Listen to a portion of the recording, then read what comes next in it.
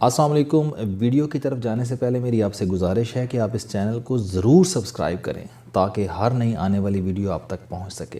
حضرت بابا فرید گنج شکر رحمۃ اللہ علیہ تصوف کے اعلیٰ مقام پر فائز ہونے کے ساتھ ساتھ اپنے دور کے روساں میں بھی شمار ہوتے تھے۔ آپ کا تجارتی مال بحری جہازوں پر جاتا تھا۔ آپ ایک بار مریدوں کے حلقے میں بیٹھے تھے۔ آپ کا ایک خادم حاضر ہوا، آپ کے کان پر جھکا اور آپ سے عرض کیا، آپ کے مال کا ایک جہاز سفر پر رواں دواں تھا، طوفان آیا اور آپ کا جہاز ڈوب گیا۔ آپ نے ایک سیکنڈ توقف کیا اور پھر آواز بلند فرمایا، شکر الحمدللہ، اور اس کے بعد دوبارہ بحث اور نصیحت میں مصروف ہو گئے۔ تھوڑی دیر بعد وہ خادم دوبارہ حاضر ہوا، آپ کے قریب پہنچا، کان پر جھکا اور عرض کیا، میں معذرت چاہتا ہوں، ہماری خبر غلط تھی، جہاز نہیں ڈوبا، ہمارا مال سلامت ہے۔ آپ نے چند سیکنڈ توقف کیا اور دوبارہ آواز بلند فرمایا، شکر الحمدللہ، اور ایک بار پھر واعظ اور نصیحت میں لگ گئے۔ آپ کے مریدین اس واقعے پر حیران تھے۔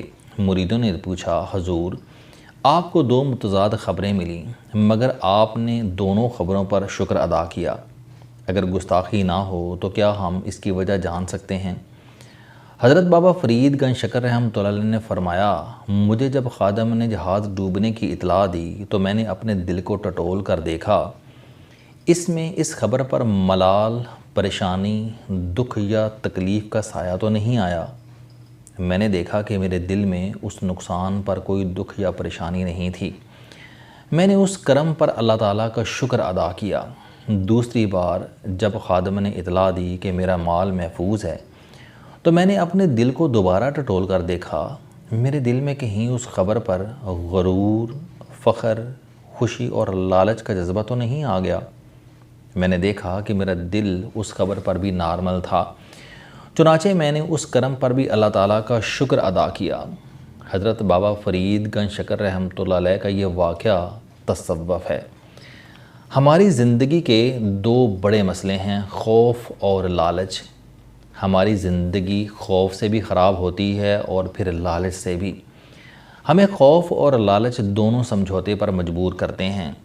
خوف ہماری زبان کو جکڑ لیتا ہے، یہ ہمیں سچ بولنے سے روکتا ہے، یہ ہمیں اللہ کی وسیع زمین میں دوڑنے، بھاگنے، چلنے پھرنے اور زمین کی حیت محسوس کرنے سے باز رکھتا ہے، یہ ہمیں پناہگاہوں کا اسیر بناتا ہے۔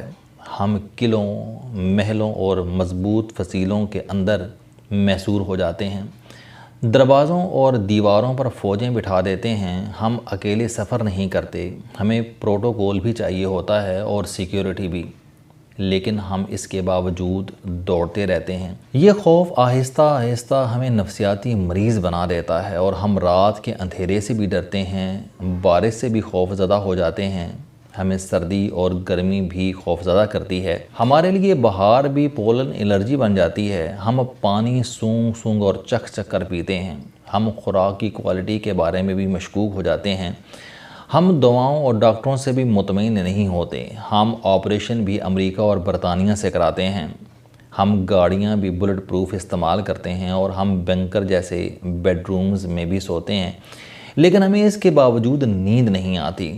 یہ خوف ہماری زندگی کو جہنم بنا دیتا ہے۔ لالچ بھی اسی طرح ہماری زندگی کے تمام تار پول ہلا دیتا ہے۔ ہم اپنی زندگی کے ایک ایک پل، ایک ایک رشتے کو دکان بنا دیتے ہیں۔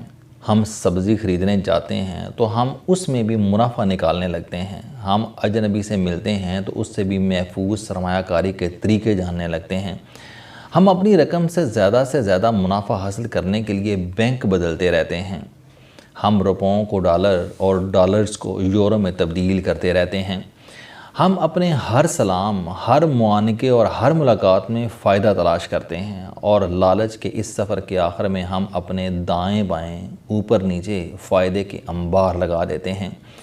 ہمیں ہر جگہ، ہر طرف فائدہ ہی فائدہ دکھائی دینے لگتا ہے اور ہم اس فائدے کے حصول اور تحفظ کے لیے بے شمار سمجھوتے کرتے ہیں۔ ہم اس کے لیے اپنے جذبات، اپنے خیالات، اپنا ایمان، اپنی آزادی اور اپنا سکون تک قربان کر دیتے ہیں۔ لیکن آخر میں یہ خوف اور یہ لالچ ہمیں نفسیاتی مریض بنا دیتا ہے۔ ہم بے سکون، بے آرام اور ڈپریسڈ ہو جاتے ہیں۔ لیکن ہم میں سے جو لوگ اپنے لالچ اور اپنے خوف کو شکست دے دیتے ہیں، جو ان سے آزاد ہو جاتے ہیں، وہ صوفی ہوتے ہیں، اور جو خوف اور لالچ سے نکلنے لگتے ہیں وہ تصوف کے راستے پر چلنے لگتے ہیں۔ چنانچہ تصوف فیئر اور گریڈ، خوف اور لالچ سے رہائی ہے، اور یہ دونوں شیطان کے بڑے ہتھیار ہیں۔ شیطان کے دو بڑے ہتھیار ہیں، خوف اور لالچ۔ یہ انسان کو ان ہتھیاروں کے ذریعے زیر کرتا ہے۔ آپ حضرت آدم علیہ السلام کی پیدائش کے بعد اللہ تعالیٰ اور شیطان کا مکالمہ ملاحظہ کیجئے۔ شیطان نے مردود ہونے کے بعد اللہ تعالیٰ سے تا قیامت زندگی مانگی۔ اللہ تعالیٰ نے عنایت کر دی۔ شیطان نے اس کے بعد اللہ تعالیٰ کو چیلنج کیا کہ مجھے آپ کی قسم میں نسل انسانی کو گمراہ کروں گا، سوائے ان لوگوں کے جو آپ کے منتخب کرتا ہیں۔ اب سوال یہ ہے کہ یہ منتخب کرتا لوگ کون ہیں؟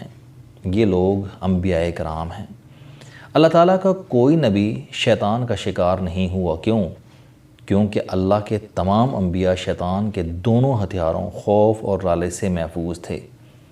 انبیاء کے دل میں کیونکہ لالچ اور خوف کا بیج نہیں ہوتا، چنانچہ شیطان ان دونوں جذبوں کو پانی اور خوراک دے کر درخت نہیں بنا سکتا، لہٰذا یہ نبیوں پر بھی کبھی وار نہیں کر سکا۔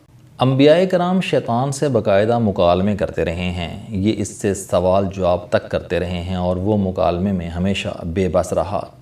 انبیاء کرام کے بعد صوفیاء کرام اللہ کے منتخب بندے ہوتے ہیں، لیکن کیونکہ یہ نبوت کی مٹی سے نہیں بنے ہوتے، چنانچہ یہ کڑے مجاہدوں کے بعد دل کو خوف اور لالچ سے پاک کرتے ہیں۔ شیطان اس مجاہدے کے دوران خوف اور لالچ کے ہزاروں بحروب بھر کر ان پر حملے کرتا ہے، اور یہ بعض اوقات کامیاب بھی ہو جاتا ہے، لیکن معرفت کے راستے کے مسافر پھر اللہ تعالیٰ کے کرم سے جلد سنبھل جاتے ہیں اور اپنی مشقت اور مجاہدوں میں اضافہ کر دیتے ہیں، یہاں تک کہ لالچ اور خوف ان کے دل کی نسوں تک سے نکل جاتا ہے، اور یوں یہ منزل تک پہنچ جاتے ہیں۔ لیکن یہ لوگ کامیابی کے تخت پر بیٹھنے کے باوجود اپنے دل کے دروازے کی مسلسل حفاظت کرتے ہیں۔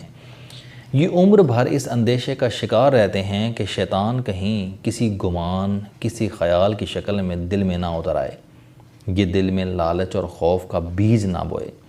چنانچہ یہ شیطان کے وار سے بچنے کے لیے روز مجاہدے، مشاہدے اور وظیفے کے عمل سے گزرتے ہیں۔ یہ روز تنی ہوئی رسی پر چلتے ہیں، اور اب سوال پیدا ہوتا ہے کہ تصوف اور روحانیت میں کیا فرق ہے؟ یہ فرق جاننا بھی بہت ضروری ہے۔ تصوف رسم نبوت کا تسلسل ہے۔ صوفیاء کرام مختلف ادوار میں اسلام کو آسان، قابل فہم اور عام انسانوں کے لیے قابل قبول بناتے ہیں۔ یہ وقت کی تبدیلیوں کو سامنے رکھ کر مذہب کی جدید تشریح کرتے ہیں۔ یہ ہر دور کے انسانوں کے سوالوں کا جواب دیتے ہیں، جبکہ روحانیت اپنے باطن کو مطمئن رکھنے کا کھیل ہے۔ ہمیں پوری دنیا میں ہزاروں روحانی شخصیات ملتی ہیں۔ یہ وہ لوگ ہوتے ہیں جو اپنے دل کو لالچ اور خوف سے آزاد کر لیتے ہیں، لیکن ان کے پاس کیونکہ مذہب کا علم نہیں ہوتا، چنانچہ یہ مذہب کی تشریح اور وضاحت نہیں کر پاتے، مگر یہ اپنے آپ اور اپنے ارد گرد موجود لوگوں پر اثر انداز ضرور ہوتے ہیں۔ یہ خود بھی مطمئن رہتے ہیں اور دوسروں کے دل پر بھی اطمینان کا سایہ ڈال دیتے ہیں۔ آپ اگر روحانیت میں مذہب یا شریعت ڈال دیں تو یہ تصوف ہو جاتا ہے، اور آپ اگر صوفی سے شریعت یا مذہب نکال دیں تو یہ روحانی بزرگ بن جاتا ہے۔ لیکن ظاہری اور باطنی لحاظ سے ہوتے دونوں یکساں ہیں۔ دونوں کی زندگی میں اطمینان، سکون اور مسرت ہوتی ہے، اور دونوں ماحول پر اثر انداز ہوتے ہیں، مگر ایک مذہبی صوفی ہوتا ہے اور دوسرا دنیاوی۔ اب سوال یہ ہے کہ ہمیں تصوف کی ضرورت کیا ہے؟ ہم جب اپنے دل کو لالچ اور خوف سے پاک کر لیتے ہیں تو ہمیں چند انعامات ملتے ہیں۔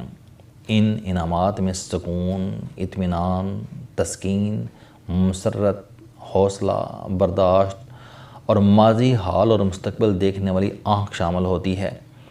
صوفی کے اندر کسان کی وہ حس بیدار ہو جاتی ہے جو سٹہ دیکھ کر بیج اور پھل دونوں کا اندازہ لگا لیتی ہے۔ صوفی میں مچھیرے کی وہ حس بیدار ہو جاتی ہے جو پانی دیکھ کر اس کی تہہ میں چھپی مچھلیوں کا ذائقہ جان لیتی ہے، اور صوفی میں بندہ سرائی کی وہ حس جاگ جاتی ہے جو ریت سونگھ کر بتا دیتی ہے کہ پانی کتنے کلومیٹر دور ہے۔ روحانیت میں اس حس کو کشف کہا جاتا ہے، لیکن صوفیاء کرام اسے مداری کا کھیل سمجھتے ہیں، کیونکہ یہ جانتے ہیں کہ اطمینان قلب اور کشف میں اتنا فرق ہوتا ہے جتنا اسٹیٹ بینک اور روپے میں۔ صوفی کبھی روپے کے سکے پر نہیں ٹھہرتا، یہ سیدھا اسٹیٹ بینک جاتا ہے، جبکہ روحانی ماہر روپے کا سکہ جیب میں ڈال کر چھلانگے لگانے لگتے ہیں۔ یہ اسٹیٹ بینک کی تلاش میں نکلتے ہیں اور روپے کا سکہ جیب میں ڈال کر واپس آ جاتے ہیں۔ تصوف اطمینان کا کل ہے اور روحانیت اس کل کا ایک جزو۔ السلام علیکم، آپ سٹوڈنٹ ہیں، کوئی جاب کرتے ہیں، کاروبار کرتے ہیں، یا پھر آپ گھریلو زندگی گزار رہے ہیں۔ اگر آپ اپنی زندگی کو بدلنا چاہتے ہیں تو اس چینل علم دوستی پر آپ زندگی میں کامیابی کے لیے جاوید چوہدری صاحب کے موٹیویشنل، سوشل، سیلف ڈسکوری سے ریلیٹڈ اور صحت سے متعلق بے شمار کالم سن سکتے ہیں۔ میرا دعویٰ ہے کہ یہ چینل آپ کی زندگی بدل دے گا۔ اس چینل کا مقصد اچھی باتیں معاشرے میں پھیلانا ہے، اور اچھی بات کو دوسروں تک پہنچانا صدقہ جاریہ ہے۔